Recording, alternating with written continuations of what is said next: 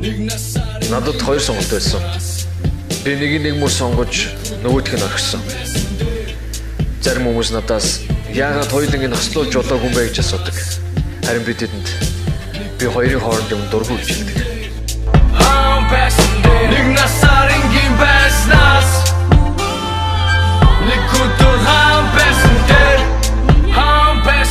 нэг насаар хэмжүүш байснаас нэг өдөр хаан байсан дээр.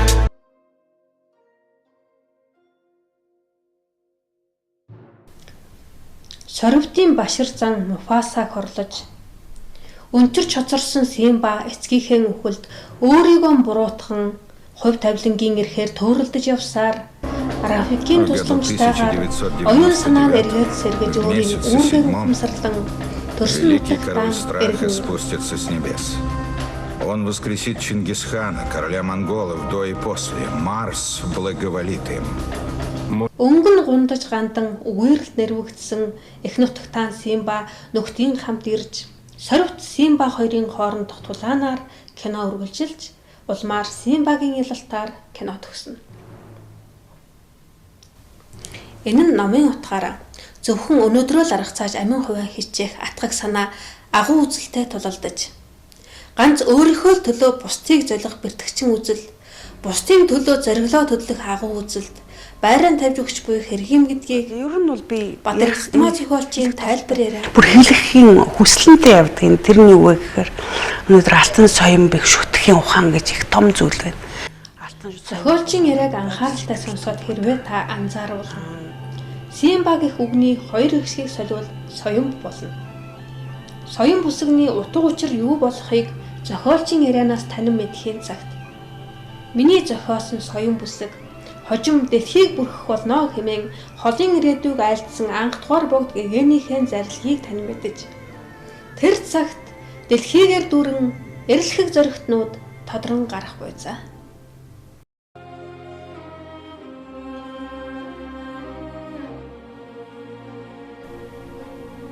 Монголчууд хэзээ яаж оюун ухаанаа хэрцгийгээр заазуурдуулсны учрыг Батэргсмаа зохиолчийн ярианаас болон судлаачдын дүн шинжилгээнээс танин мэдхийн цагт толгойн таслагдсан шарах хэрхэн сорив болон эдгэж тэргүүн үгүй сорвтууд асуудалд яаж ханддгийг сорив түүний нөхдийн амьдрал дээрх бодит дүрүүдээс мэдэж болно.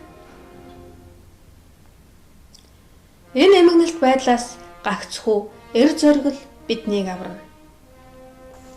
Эцэст нь сорвитын ялагдлаар кино төгсөж байгаа нь дайны уршиг болох айц хүйс атгаг шунлыг шин залуу үеийн эрэлхэг зориг хүчирхэг оюун ухаан хөөн зайлуулж дайнаас үлдсэн шарах сорив ангаагдаж буй хэрэг юм. Гэхдээ мэдээж дан эр зоригоор ялалтанд хүрнэ гэдэг эргэлзээтэй. Дүрлцэх улаан гал донд ширүүн тулаан өрнөх бөгөөд Рафикийн шийдвэрлэх тулаанд орох үеэр 1999 оны 7 дугаар сард Тэнгэрээс залрах Монголын их хаан хэн болох тухай өгүүлэгдэнэ. Энэ нь бурхад хэзээ ямагт ариун сэтгэлд эрэлхэг зоригт хүчирхэг баатруудын талд байж тэдний хүчээр орчлонгийн хамаг амьтныг авардаг учрыг илтгэнэ. Ийхүү өнгөн гандаж гундсан газар дэлхий эргээд сэргэн цэцэглэж өлсгөлөн үгээрэл нэрвэгдсэн хамаг амьтан жарган зингэж буйгаар кино төгснө.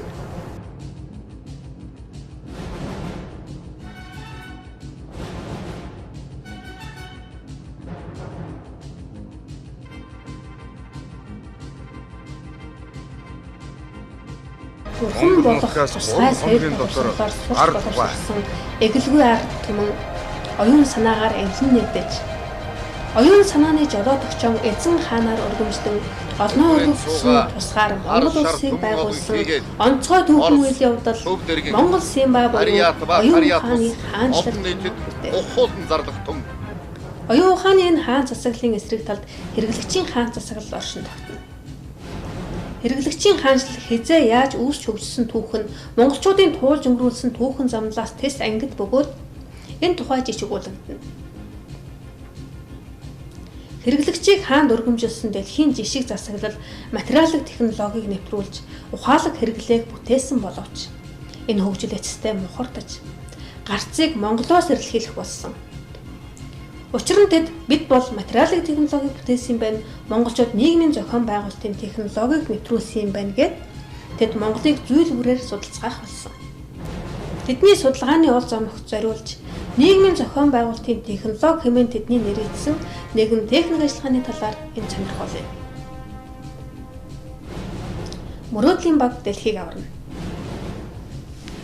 Мөрөөдлийн баг дэлхийг аварна гэд жавхлангаар санаатаа дайжгансны хариу жавхлан хинээс аврах тухайгаа зарласан.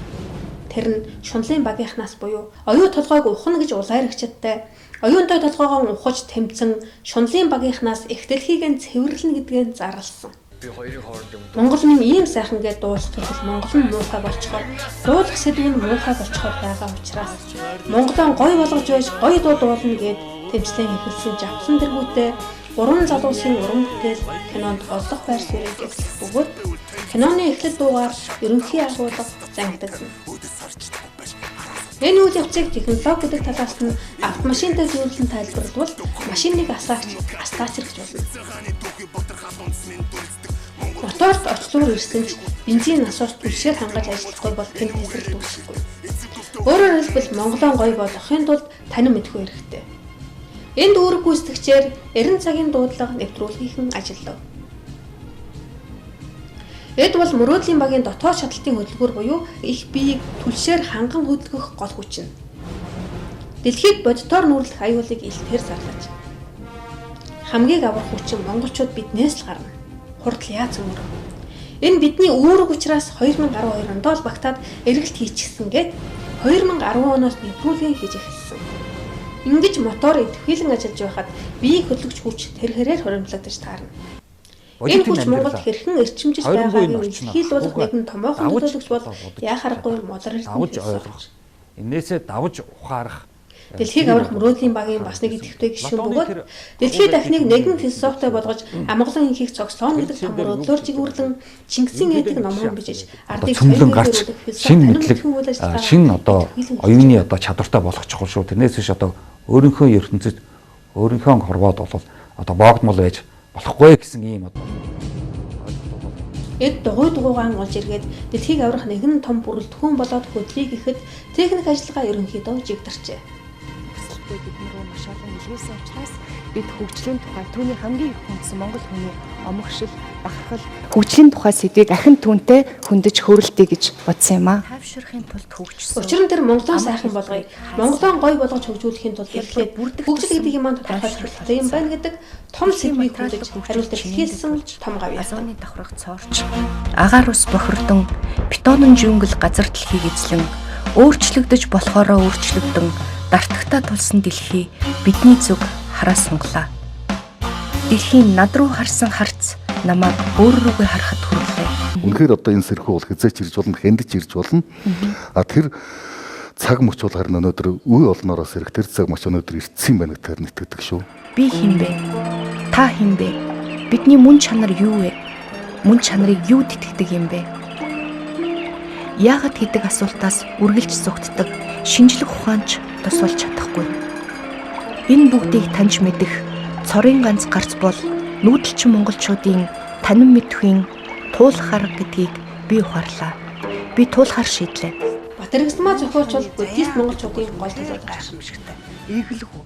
Тэгэхээр энэ нь бол юу гэхээр монголчууд маань урд нь тэр гайхамшигтай яанд гэгэрэлт бодтойгоор орж исэн.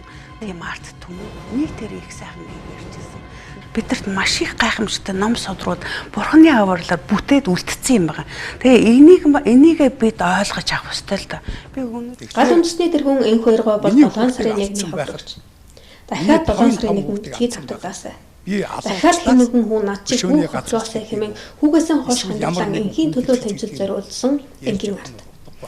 Энэ хүмүүсийн олон жилийн уйггүй тэмцлийн үр дүн оюу толгой 5 толгой гээд уул урсаан ухах ажлууд тодорхой хэмжээнд саатуулагдаж Монгол оронгоороо нэрчилгүй өнөөдрийг хүртэл тэсж иржээ. Хэрвээ одоо хүч алдах юм бол урагш зүтгэх дугуй хийн эргэж арга шүүхрэн. Хэрвээ тэгвэл бидэнд дахиад урагшлах найдлага үгүй болно. Тиймээс хүч алдаж гэдрэг өнгөрөхгүй тул өнөөдрийг хүртэл нэг нэгээрээ тэмцэж ирсэн бол өнөөдрөөс эхлэн нэг нэгээрээ тэмцэх биш. Асангуй ахын 5 суулуудыг санан эвийг зангидаж их шаазгай бууг барьдын үлгэрээ багийн бүрэлд хүүнээрээ хөдөлж гайхамшигыг бүтээе.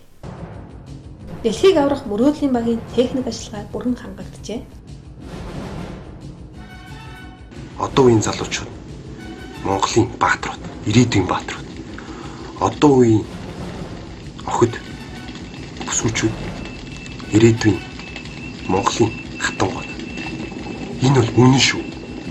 Бахархал, дархлаа хоёр юм Монгол хүнд байх ёстой. Энэ хоёр юмар чимэглээд үгээд. Нэг буддизм гэдэг юм бол бидний нэг тийм дархлаа баадууд хулгай хийчихэд талын ламд өгөөд намайг хулгай хийсэн гэж битгий бодороо гэж ном уншуулж яана гэдэг биш тийм ухар сүсэг биш. Одоо философийн одоо судалдаг тийм юм руу орох хэрэгтэй болоо бахархлыг л одоо өдөөх гэдэг шүү дээ. Нострадамусыг ч одоо мэдэхгүй хүмүүс байхгүй. Тэгээд тэр үнээр нэг шүлгэн дээр нэг тийм дөрөв мөр байт юм лээ. Төв Азийн нутагт тэнгэрээс төмөр морин цэрэг бууж ирж одоо дэлхийг одоо хөгжүүлнэ, жаргуулна гэсэн утгатай нэг тийм сайхан үг байт юм л. Тэр нь ч таарад байгаа ч юм ааш нэг тийм. Мянганы зүнж Нострадамус. Симба түүний нөхдийн дүрийг дээрх 10 хүний бүрэлд хүн бүхий мөрөөдлийн баг бүтээсэн бод сорив түүний нөхдийн дүрийг доор нь байрлах 5 хүн бүтээв.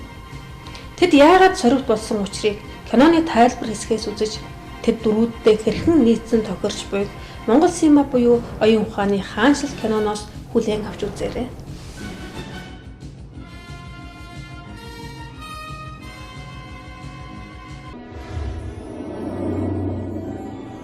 Благословенный, все сообщество жаждет вашего возвращения.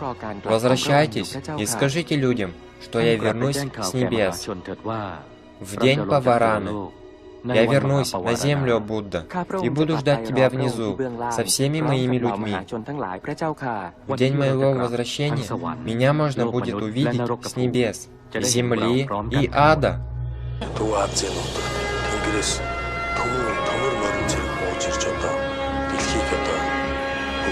Жаргуулна гэсэн утгатай нэг сайхан үг байт юм. Тэр нь таарад байгаа ч юм ааш нэг тийм.